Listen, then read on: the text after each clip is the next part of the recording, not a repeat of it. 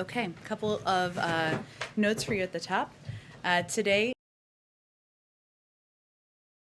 stability and relief to homeowners who are still feeling the economic effects of the COVID-19 pandemic. HUD, USDA, and the VA announced details to help people with government-backed mortgages stay in their homes through monthly payment reductions and potential loan modifications. Homeowners could see reductions in their monthly payments of roughly 20 to 25%, allowing them to remain in their homes and build long-term equity. We're working hard to get the word out to Americans who may benefit from these new programs, and thanks to the work of the Consumer Financial Protection Bureau and today's actions, most servicers of mortgages are required to provide borrowers information about these options. Homeowners can visit consumerfinance.gov/housing for up-to-date information and more details. Also would note on our delegation in Haiti, the presidential delegation is safe and accounted for in light of the reported shootings outside of the funeral. They're on their way back to the United States. We are deeply concerned about unrest in Haiti. In this critical moment, Haiti's leaders must come together to chart a united path that reflects the will of the Haitian people. We remain committed to supporting the people of Haiti in this challenging time. Also, a vaccine sharing update for you. We shipped a record number of doses to a record number of countries this week. 22 million doses went out to 23 countries, including Guatemala, Senegal, Zambia, Niger, Gambia, El Salvador, Honduras, the Central African Republic, Cameroon, Lesotho, Panama, Vietnam, Georgia, Pakistan, Tanzania, Mozambique, Benin, Morocco, Tajikistan, Colombia, Madagascar, Liberia, and Eswatini. Our teams across the government are working to get more and more doses out every day, but this was a record week for our efforts to provide supply to the global community. Finally, a week ahead, on Monday, the President will host an event in the Rose Garden to celebrate the 31st anniversary of the Americans with Disabilities Act, which the President proudly co-sponsored as a senator. While we have much work to do to realize the full aspiration of the ADA, our country has made progress toward its goals of equality of opportunity, full participation, self-sufficiency, and respect for the 61 million Americans with disabilities. Also Monday, the President will welcome the Prime Minister of Iraq to the White House. The Prime Minister's visit will highlight the strategic partnership between the United States and Iraq and advance bilateral cooperation under the Strategic Framework Agreement. The visit will also focus on key areas of shared interests, including through education, health, cultural, economic, energy, and climate initiatives. President Biden looks forward to strengthening bilateral cooperation with Iraq on political, economic, and security issues, including joint efforts to ensure the enduring defeat of ISIS. On Wednesday, the President will travel to Pennsylvania and in the Lehigh Valley area, where he will emphasize the importance of American manufacturing, buying products made in America, and supporting good-paying jobs for American workers. We'll have more details for you over the weekend as things get finalized. Josh, why don't you kick us off? Thanks, Jen. Two subject areas. First, an APNLRC survey found that 45% of the unvaccinated say they will definitely not get vaccinated. Another 35% say they probably won't get vaccinated. Why does this opposition still exist after all the public outreach? And should more governments and employers mandate vaccinations? Well, Josh, I think let's take a step back first. In December, before the president took office, the percentage of Americans willing to get a shot was in the 30s. Today, over 68% of adult Americans have taken a shot. So what that shows you is that in a relatively short period of time, we've been able to influence a whole lot of people to change their mind, to take action, get a shot, save their lives and the lives of people around them. I'd also note that we've seen some encouraging data over the last couple of weeks. The 5 states with the highest case rates, Arkansas, Florida, Louisiana, Missouri, and Nevada, had a higher rate of people getting newly vaccinated compared to the national average. That is a good sign. This is the second week in a row. I noted this last week. Finally, in the past 10 days, more than 5.2 million Americans have gotten a shot. Now, there will be institutions, there will be private sector companies and others who make decisions about how to keep their communities safe. That's certainly appropriate, but I would just note that we're going to continue our efforts to go community by community, case by case, to convey the accurate information about the efficacy of vaccines. Gotcha. Secondly, the Taliban has said that as a condition for peace in Afghanistan, Ashraf Ghani has to be removed as president and a new negotiated government formed. Does the administration believe that that's in the best interest of the Afghan people and U.S. national security? Well, first, the president and the administration supports the leadership of the Afghan people, including Ashraf Ghani. The president was scheduled to speak with him today, I believe, and I don't believe there's a readout that's come out about that call quite yet. It may while we're speaking here. I would note that there are ongoing political negotiations and discussions that we certainly support between Afghan leaders, members of the Afghan government, and the Taliban. And we believe a political solution is the only outcome to lasting peace in Afghanistan. But we will continue to provide support to the government in the form of humanitarian support, security support, training, and we will also continue to encourage them to take a leading role in defending and protecting their own people. Go ahead. Thanks, Jen. Alabama's Republican governor says it is time to start blaming the unvaccinated folk who are letting us down. What do you think about that take? Should the administration be taking a sharper tone against unvaccinated people for putting vaccinated people at risk? Well, I don't think our role is to place blame. But what we can do is provide accurate information to people who are not yet vaccinated about the risks they are incurring, not only on themselves, but also the people around them. And well, if you are a young person, you may think you're Superman or Superwoman and immune from getting the virus. That is not true. That is not accurate. You can get very sick. You can die from the virus. You can also make your grandparents sick and your parents sick. That is factual information. But we're not here to place blame or threats. We're here to provide accurate information. She says that she doesn't know what else she can do at this point, that she's hit a brick wall with trying to convince people to get vaccinated. Mm-hmm. Is that a sign that perhaps the federal government should step in and issue mandates? And if not, are you putting the needs of unvaccinated people ahead of the needs of vaccinated people? Well, I think the question here, one, that's not the role of the federal government. That is the role that institutions, private sector entities, and others may take. That certainly is appropriate. Also, local communities are going to take steps they need to take in order to protect people in their communities. I will say we understand her frustration, and we understand the frustration of leaders out there and public voices who are trying to say the right thing, advocate for the efficacy of the virus, save people in their communities. What our role is, and what we are going to continue to do, is make the vaccine available. We're going to continue to work in partnership to fight misinformation, and we're going to continue to advocate and work in partnership with local officials and trusted voices to get the word out. And is there something to be learned from our neighbors to the north, Canada? They got a much slower start. They didn't have nearly as many vaccines as we did early on, and yet now they've shot past us, and 70% of their population is at least partially vaccinated. What's the difference between the two countries? What can we learn from their experience? Well, first, I would say 162 million Americans are now vaccinated. That certainly is a positive step. We're the first to say, and we have long said, that that's not enough. We need to ensure more people and more communities are vaccinated. And it is now, we're reached a point where there are some communities, even states, where there's 70%, 80% or higher vaccination rates. Other communities where there's 40%, 50%, or otherwise. That's not just a health issue. It's a huge health issue. It's an economic issue. We've seen how that can impact local communities as it may lead to shutdowns of different businesses. It's an economic issue as well. So, of course, we work in close partnership with our neighbors, but we have 162 million Americans vaccinated. We're the world's largest provider of vaccines to the global community. That's progress in our view, even as we've said from the beginning, there's more work to be done. Go ahead. Thank you. About the economics of COVID that you just mentioned, now that daily doses administered of the vaccine are down below 300,000 for the first time since December, we've heard talk about maybe updating the mask guidance. Do you know if there's been any talk here about updating guidance to start shutting businesses down in places that have very low vaccination rates? No, there has not been, no. Okay. And then on crime generally.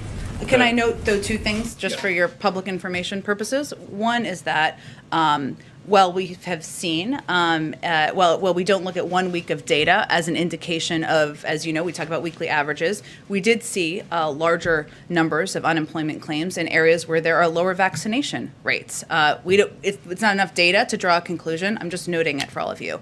I would also note that on the American Rescue Plan, the way we design that is for the impact and the assistance that we're providing to communities across the country to be long-lasting, not to stop all in July or all in September. It extends far beyond. That is a lesson learned from the past, and so there are different components of that package that's providing assistance to businesses, to organizations, to communities that is going to be lasting for months to come. Okay. And then Proceed.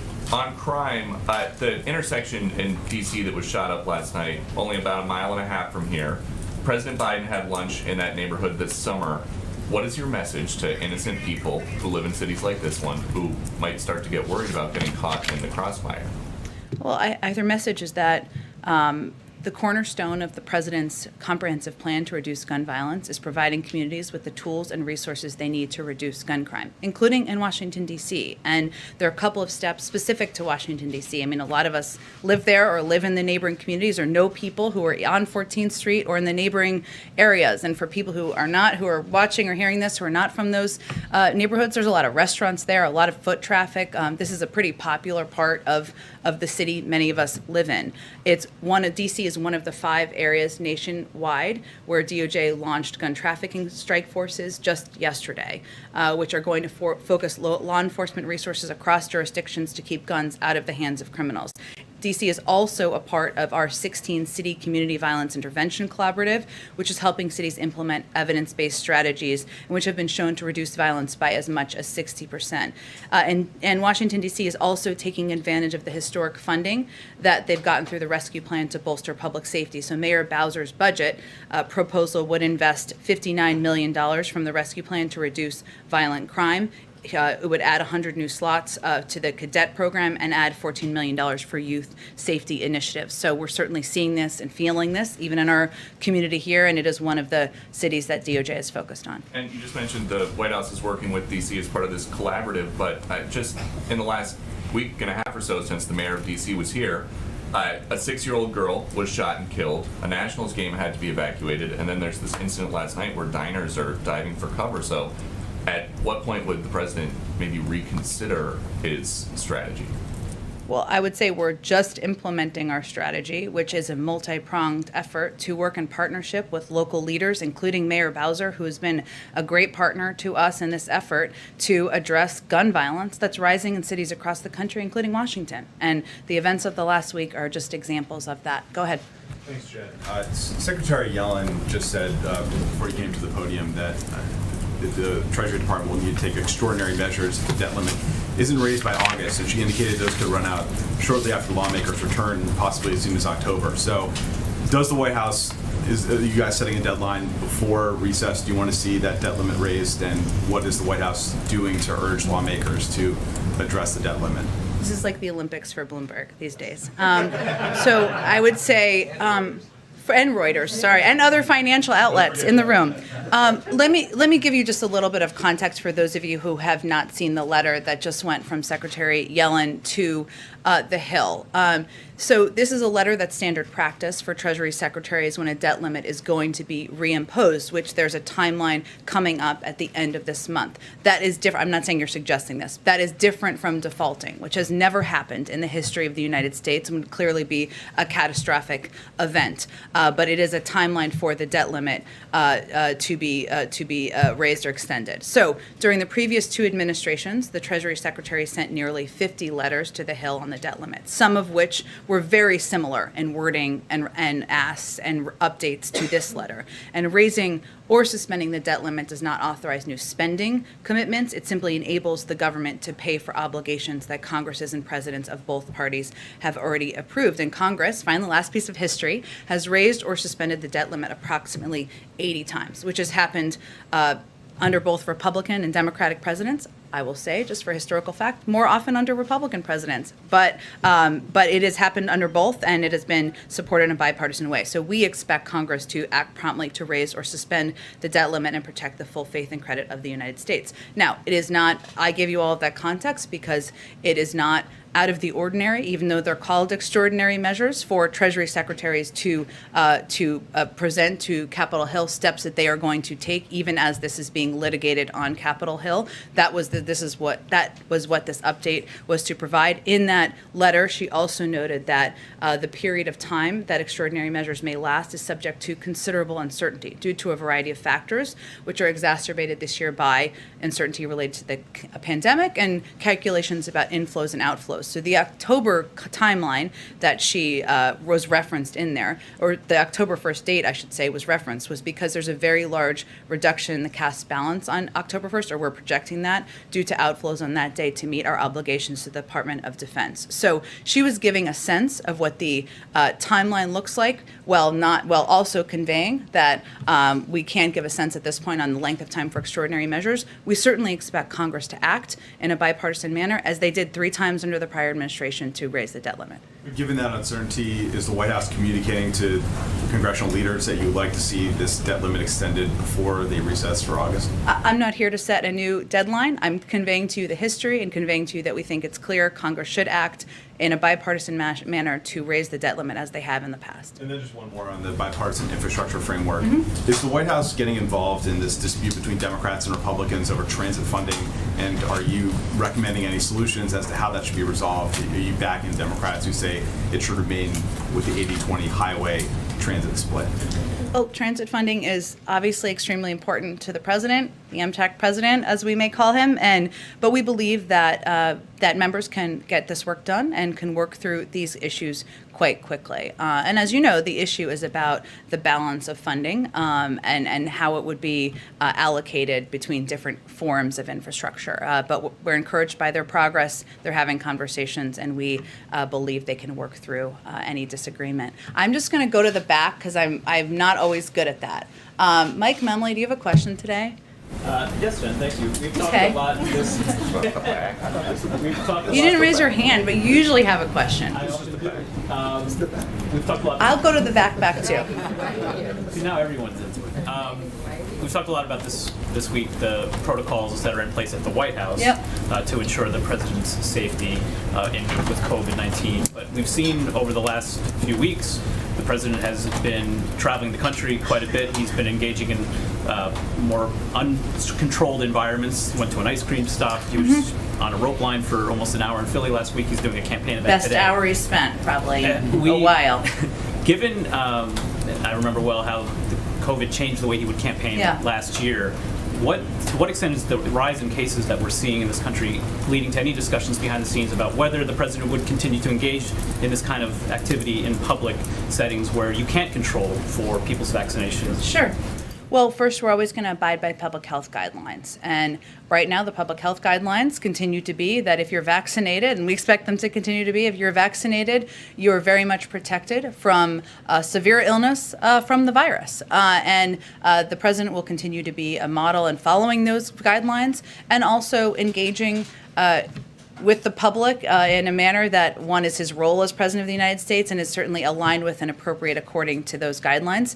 As you all know, he has an event later this evening with future governor, maybe, former governor Terry McAuliffe in Virginia, where he will be certainly engaging with people and with people of Virginia who are making decisions about their future leadership. But I expect he'll be engaging as he did at events last week. So nothing has changed about our approach or protocols over the past week or how you've seen him engage at the ice cream shop or at larger crowd events we've had. And a question about infrastructure with some key votes coming up, obviously, next week.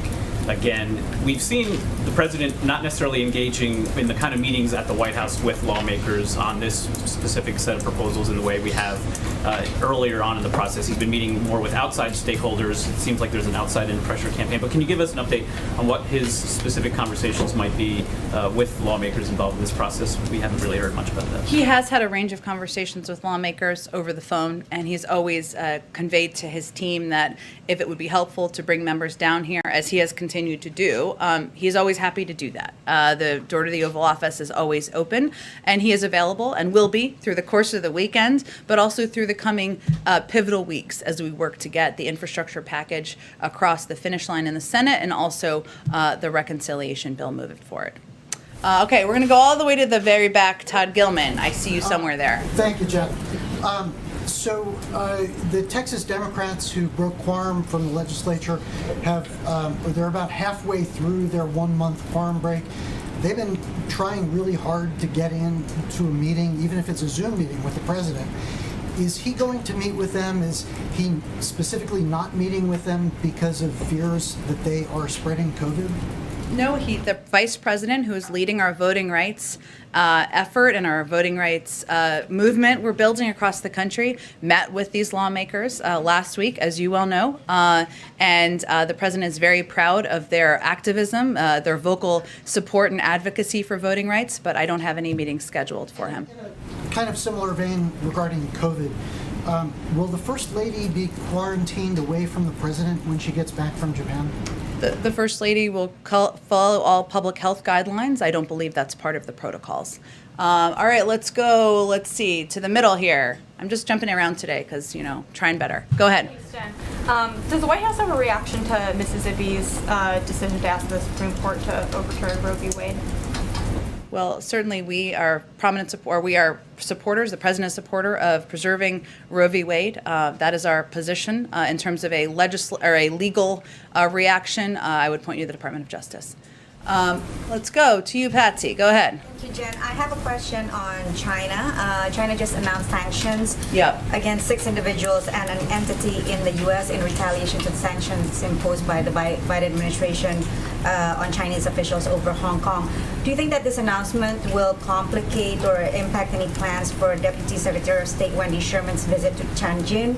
And is the administration concerned on the escalating sanctions, potential escalating sanctions war? Well, first, I'm not aware of any changes to her planned trip, and certainly we discuss not only areas where we agree, but areas where we disagree when we have engagements in diplomatic meetings. In terms of the sanctions, we are aware, of course, of the reports that the PRC has imposed sanctions on several individuals and NGOs, including at least one official from the previous administration. We're undeterred by these actions when we remain fully committed to implementing all relevant U.S. sanctions authorities. These actions are the latest examples of how Beijing punishes private citizens, companies, and civil society organizations as a way to send political signals and further illustrate the PRC's deteriorating investment climate and rising political risk. These actions would follow the baseless sanctioning in March of 2 commissioners from the U.S. Commission on International Religious Freedom, the PRC's January sanctions on 28 U.S. officials, and their July 2020 sanctions on U.S. officials and organizations promoting democracy and human rights around the world.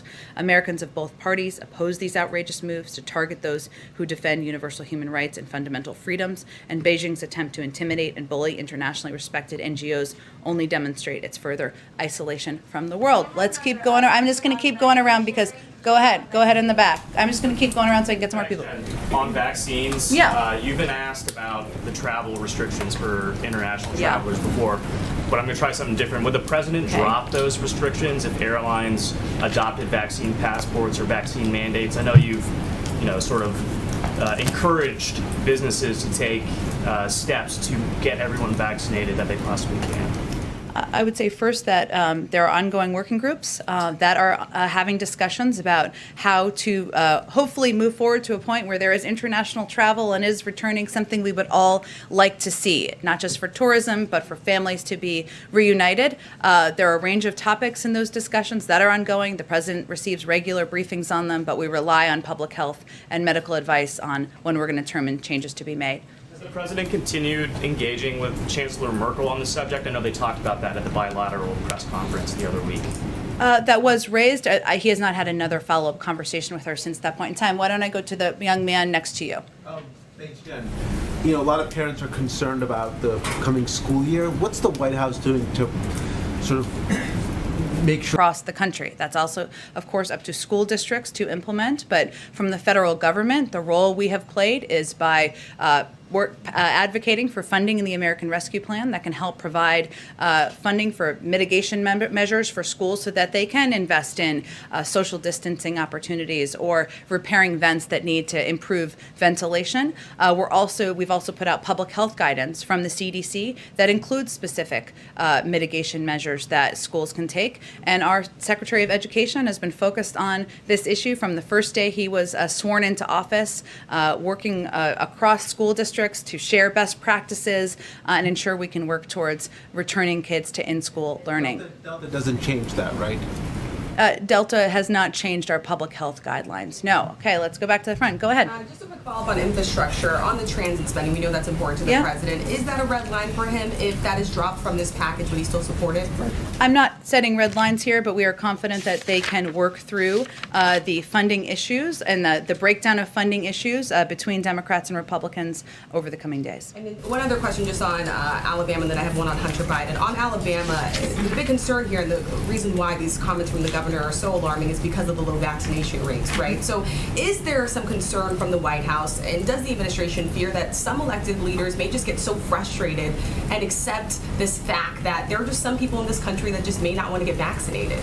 Well, I didn't hear those comments as accepting the fact. I heard those comments as being frustrated that it's an effort to protect the citizens in your state and trying to figure out what steps you can take to encourage people to get vaccinated and save their lives and the lives of their loved ones. We always knew it would be harder as more people got vaccinated. That's the stage we're in now. But we also believe that there is still opportunity through a range of approaches and tactics and partnerships with governors and leaders and civic leaders to get more people vaccinated. There are a range of factors many of you have reported on that are leading individuals in these 5 states with lower vaccination rates to get vaccinated. Some is the Delta variant and reporting, frankly, and fears of the transmissibility of the Delta variant. Some is, unfortunately, individuals are experiencing people in their communities, family members who are getting sick and getting hospitalized because of the transmissibility of the Delta variant. I don't think we have complex data quite yet to determine what is leading to the increase in vaccination rates in some of these states, but we think that's an encouraging sign. We know it's frustrating, we get it, but we have to stay at it to save people's lives. And last one on Hunter Biden, you confirmed yesterday that he will be meeting with prospective buyers, but you also said that he's not going to have any conversations. Not that he's meeting with prospective buyers, that he is attending gallery events that had been prior planned and announced. There could be prospective buyers there. He's not, those discussions will be happening with the gallerists, but that is different than meeting with prospective buyers. If there are prospective buyers there, you said yesterday that he is not going to have any conversations related to the selling of art. How can the administration guarantee that? The selling of his art will all happen through the gallerists, and the names and individuals will be kept confidential. We will not be aware, neither will he be aware. Is there anything stopping anyone from directly telling, though, Hunter Biden that they're going to purchase his art, and if they do, the American people won't know who they are? He will not know, we will not know who purchases his art. Go ahead, Jeff. The president said yesterday that the 25-person COVID group is, quote, investigating every aspect of any change. What specifically are they doing, or is he looking for them to do in regards to the Delta variant? What information is he looking for them to bring back to him? You mean the CDC or discussions with our public health experts? I think what he was conveying, Jeff, is that he gets regular, weekly, if not more frequent, updates from his COVID team about what is happening with the virus, the rise of certain variants, including the Delta variant, and certainly steps that they suggest we take as a result. That's an ongoing process. That's not new. So I think he's, of course, looking for their updates and guidance on what the spread is, where we're seeing the spread, what impacts we're having, and any mitigation measures they recommend we take from a public health and data-driven perspective. On testing specifically, does the president believe that more testing should be done? It's fallen some 75% or so since November.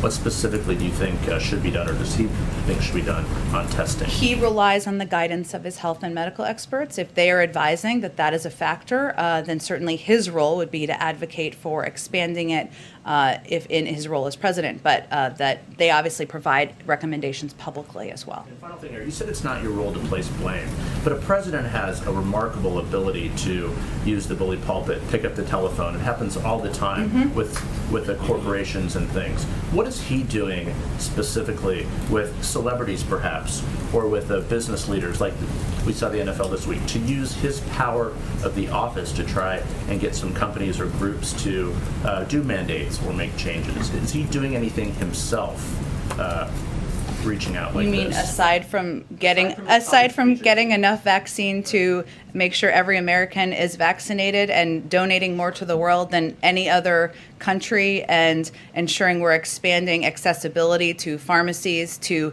community groups, and giving $3 billion to empower local voices to get into local communities to get people vaccinated? I'd say that's a fair amount that he's done. But you've said several times that it's not the role of the government to essentially, talk to private corporations. But a president talks to corporations and leaders all the time. Certainly during the rescue plan when he was vice president, it happened all the time, talking to private corporations. If a corner is to be turned here on the hesitancy, is there anything that he believes that he personally can do among some different leaders, not giving a public speech, but that he can do? Well, first, I think I referenced the $3 billion because the most powerful and impactful role we've seen across the country from community to community is engaging, educating, and empowering those trusted local voices. We know the president, the vice president, Olivia Rodrigo, who we're very grateful to, and others have been out there advocating for the efficacy of the vaccine, and we're hopeful that's effective. And it can be, and he'll continue to do that. And we'll continue to look to partner with more voices and more creative, well-known individuals to elevate the issue of vaccine, of the effectiveness of the vaccine. But we've seen that actually local voices, people you may not know, who may not have a Twitter following, are actually the most powerful people in this fight, and we'll continue to empower and fund those efforts. Go ahead. Oh, Jeff, go ahead, and I'll go to Karen. Go ahead. Thank you, Jen. Pfizer says the U.S. government is purchasing another 200 million doses of its vaccine for children and for potential booster shots. Can you confirm the purchase, and can you say whether the thinking about the need for booster shots is crystallized within the administration? First, HHS has all the specifics, but yes, we have made that purchase. Here's the bottom line. We've always prepared for every scenario. The federal government is exercising an option in its contract with Pfizer to purchase these 200 million doses of the Pfizer vaccine to be delivered between the fall of 2021 and the spring of 2022 to prepare for future vaccination needs, including, as you referenced, Jeff, vaccines for children under 12 and possible booster shots if studies show they are necessary. I will note, I have said from the podium many times that we were like Boy Scouts and Girl Scouts, and we were going to prepare for every contingency. That's the job of the federal government, right, to ensure we have maximum flexibility. We don't know if we'll need a booster shot. That's going to be up to the research that's ongoing with the FDA. That's not a recommendation that's currently made. We also don't know, we also can't predict what the outcome will be of research on kids under 12. We're certainly hopeful, and we don't know which vaccine will be most effective, but we want to have maximum flexibility, so this is an effort to provide us with that. All right, and just one on infrastructure. We understand that Senate negotiators are looking at repurposing COVID relief funds for hospitals and nursing homes to pay for parts of the bill. Is that something the White House would support? Well, there's a range of final nitty-gritty discussions between both sides, but I'm not going to give feedback on each of the discussions from here. Okay, Ozma, go ahead. Karen, go ahead. Oh, Karen, sorry. Go ahead, Karen. Thank you. Apologies. Sort of keying off of what Jeff Zeleny was asking, the NFL is telling teams that they could potentially forfeit games for a COVID outbreak among unvaccinated players, and the players could lose their pay for any missed games.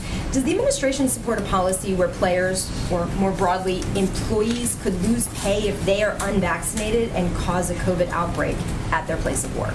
Well, first, I'm not going to make a sweeping private sector conclusion here. What I will say is the NFL policy is making clear how they're going to proceed with their season. That's their role to do, right? We certainly believe the biggest takeaway is that getting vaccinated is our ticket back to normal, and that vaccines are effective and allow all of us a high degree of protection, importantly avoid hospitalization or death. So this is guidance they determined, the NFL, about how they're going to proceed with their season. That is their role to do. And there's a new model out from an organization that consults with the CDC, and it's predicting that the current surge in cases right now could continue until a peak in mid-October, with daily deaths potentially more than tripling where they are right now.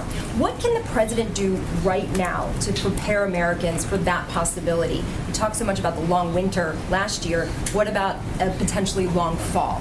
I think the president's role right now is to continue to encourage people to get vaccinated because it is incredibly effective in protecting them from serious illness, from death, from hospitalization, from the virus. That's the most powerful role he can play at this point in time. George, go ahead. This morning, the Cleveland Indians announced they're changing their name to Guardians, and that's already become an issue in the Ohio Senate race, and the former president just minutes ago attacked it. Any reaction by the president or the White House? We certainly support their change of name.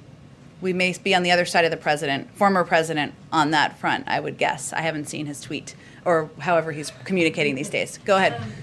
Jen, 2 questions on the vaccine. First, you had mentioned yesterday that every individual at this White House has been, quote, offered a vaccine. So can you clarify, is the administration not mandating vaccines for White House staff? No, we have not mandated. Okay. And do you have a count, or can you offer any confirmation to us on the percentage of employees who are vaccinated? I'm not going to provide that. I will see if there's more information to provide. Can you offer any guidance then on how you're confirming vaccination status of employees? Well, they're vaccinated here in the White House medical unit for the most part.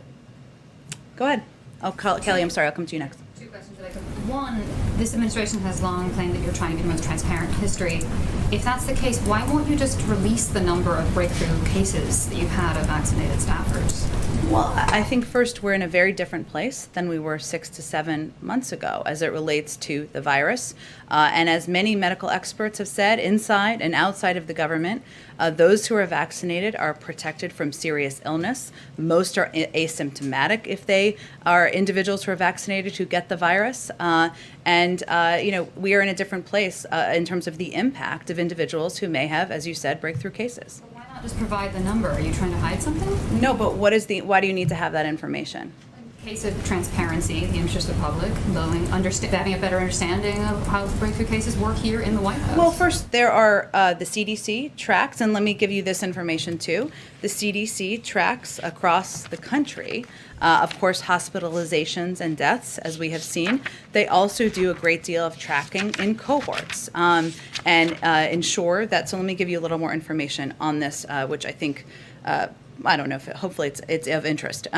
So the way that, because people have asked this before, so the way the CDC is actively tracking breakthrough cases, there are tens of thousands of people across the country, and of course, who are in what they call cohort studies, which the CDC is actively monitoring. For example, the CDC has a long-term care facility study where it is getting data from more than 14,000 long-term care facilities. CDC has a healthcare worker study where they monitor vaccinated healthcare workers who get tested with PCR tests every single week. And CDC also collects what they call passive surveillance, which is where hospitals provide CDC with data when they identify someone who is hospitalized but has been vaccinated. So there's a range of means our public health officials are tracking across the country, across DC, across any individuals here about who is vaccinated, who is getting the virus, getting hospitalized. Hopefully not. It remains a small percentage.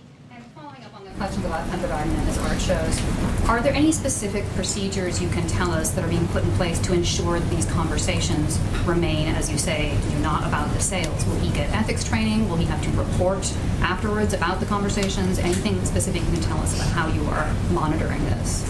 Well, again, I think it is certainly a commitment that has been made by all parties involved. He is not involved in the sale or discussions about the sale of his art, and he will not be informed of the sale of his art and who is purchasing that art. That is a commitment that's been made, and we expect that all parties would abide by it. Go ahead, Kelly. I wanted to ask about the CDC tracking because, and you gave us some information Yeah. just now, but as of May 1st, they stopped tracking breakthrough cases that did not result in hospitalization or death, with the exception of those kinds of tests that you just described. Should there be a more broader net on breakthrough cases? Would the president support that to get a better picture of breakthrough? And those White House employees, staff, EOP on the campus in any capacity who are not vaccinated, are they working here or are they working from home? Well, any individual who has chosen not to be vaccinated, same as in the press corps, the public health guidance is to wear a mask. That is the public health guidance that's provided to employees as well. In terms of it is much more expansive than hospitalizations. That was what I was trying to convey. What the CDC does is they have these, they actively track breakthrough cases through these cohorts of individuals who are vulnerable populations who are had high risks of exposure. And they, of course, include, as I noted, long-term care facilities, healthcare workers, and others who would be in those cohorts and categories. I would also note that because the vast majority of individuals who are vaccinated who get test positive for COVID may be asymptomatic or have moderate or minimal cases, those are cases we may not know. We may not know about, right? The CDC says as of May 1st they stopped tracking breakthrough cases that don't result in hospitalization. They do track through these cohorts, which is a large swath of people who would be vulnerable or on the front lines of exposure. My periodic question, it's now Sure. past 6 months. When can we expect to know about a physical exam for the president, and what are the plans for that? There is absolutely, he will have a physical exam. Absolutely, you will know about the physical exam. I don't have a date for you at this point in time, and I expect you will continue to ask as you should.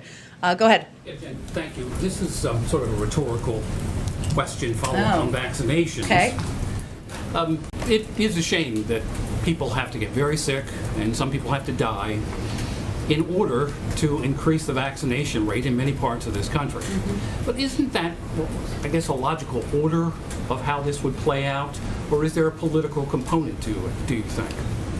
I'm not sure I'm following your question. Try again. Well, or tell me more about what you're looking for. Standard practice that people, if more people are getting sick in a certain area, that the people in that area who are unvaccinated would say, gee, I really need to go get vaccinated. Isn't that a logical order for this, or is there a political component, do you think, that has kept people away from being vaccinated? Look, I think there are a range of reasons we've seen across the country why individuals have not yet been vaccinated. Some of it is misinformation, a large amount in our view. Some of it is fear. Some of it is they may feel time. Some of it is they're young and they feel they're Superman or Superwoman and they're not going to get sick. That shouldn't be. We don't want that to be the order of events. It shouldn't be that someone should have to know a neighbor who gets sick and hospitalized to motivate them to go to a hospital, to go to get vaccinated. We don't want that to be the case. We have seen anecdotally and through all of your reporting that has been the case in some communities, but certainly our objective is to communicate to people this is not a political issue, it is not a partisan issue, this is about protecting lives. The virus does not discriminate between political party affiliation. Go ahead. The White House noted yesterday that 40% of cases are coming from 3 states with low vaccination rates, Florida, Texas, and Missouri. All 3 of those states have governors who in recent weeks have criticized the White House's strategy. One of them is even fundraising off of it, as you are probably aware.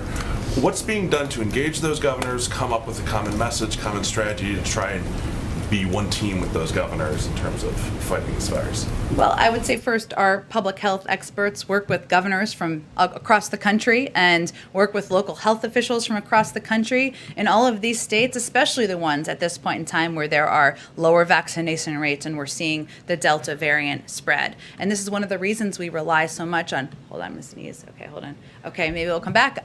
This is why, sorry, it was a little bit of a lead-in. This is why we rely on local messengers and why we rely on trusted voices, because whether it's the President of the United States or the governor, sometimes those aren't the people you trust. Sometimes that is too political or partisan for people. We understand that. That's why we rely on and we're funding and empowering local trusted voices who aren't seen through a political prism. And then on the West Coast right now we're seeing wildfires in Oregon and Northern California. Yeah. What steps is the administration taking to combat the current fires and also prevent additional fires this summer? Well, I appreciate you asking about this because I know this has gotten a lot of attention across the country, and we just haven't talked about it a lot. There's so much going on. One, the president receives regular reports on the wildfire situation. He's quite focused on it. As I think you're probably aware, but others may not be, the national wildland fire preparedness level is at a 5, which is the highest level due to significant fire activity. And as of today, 2.5 million acres have burned across the United States. In the past 2 weeks alone, the number of large uncontained fires across the United States has increased by nearly 90%. So right now what we're doing, one, the president's very focused on this and wants regular updates. He's regularly met with Western governors, and I expect he'll do that again soon. The FEMA administrator is visiting Idaho, Oregon, and California this week to meet with state, federal, and tribal partners and emergency groups about the worsening wildfire situation to coordinate response efforts and discuss how the regions are addressing climate change and ongoing resilience work. We are also closely coordinating with officials on the front lines to provide federal assistance as needed, including by recently approving fire management assistance grants for fire departments in Oregon, California, and Washington, which are where there's the collective threat to homes and major communities. And we are also continuing to monitor these fires from here. Again, the president receives regular updates, and he's quite focused on this. Go ahead. On Cuba, Congresswoman Salazar says that the administration could turn the internet back on for Cubans within minutes. I guess there's just technology to allow high-tech balloons to float over Cuba to act as towers. What's being done, or can you provide an update on restoring internet service to Cuba? I wish it was that easy. We are exploring a range of options. We are quite focused and interested in restoring internet access to the people of Cuba, which we absolutely believe and agree, I would say, would provide information, would allow individuals to communicate, and we feel if we can get it done, that would be a great step forward and beneficial to the people of Cuba. Go ahead. Thank you, Mel.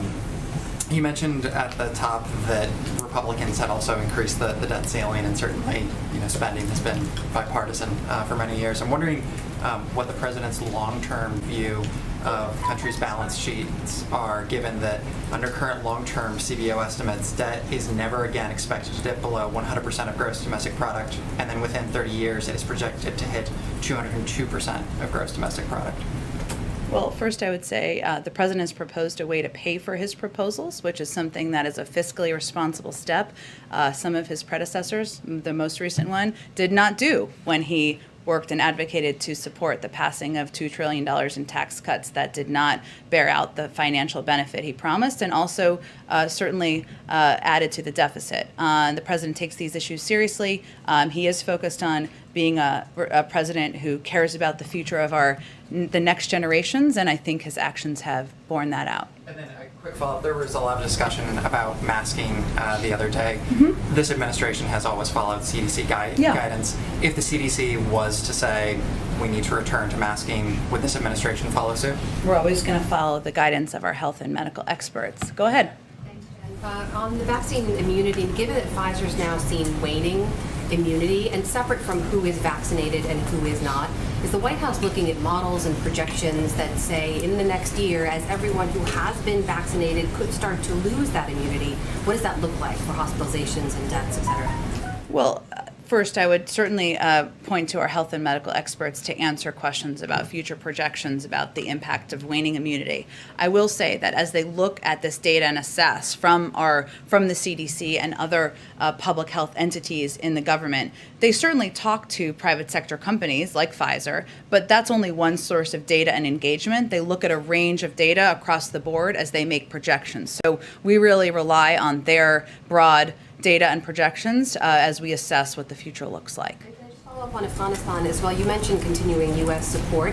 Does that include continuing military support? I mean, we've seen a number of airstrikes that the U.S. has launched on Taliban targets over the last 30 days. Could that continue past the end of the military mission at the end of August? I don't have anything on that for you. I'd certainly point you to the Department of Defense. But what I was communicating about was, over the coming weeks, we maintain our authorities, as you know, and we've provided a range of training and security assistance equipment to the Afghans and the leaders of Afghanistan as we transition to bringing our men and women home. Thanks so much, everyone. Have a great weekend. Thank you, Jen.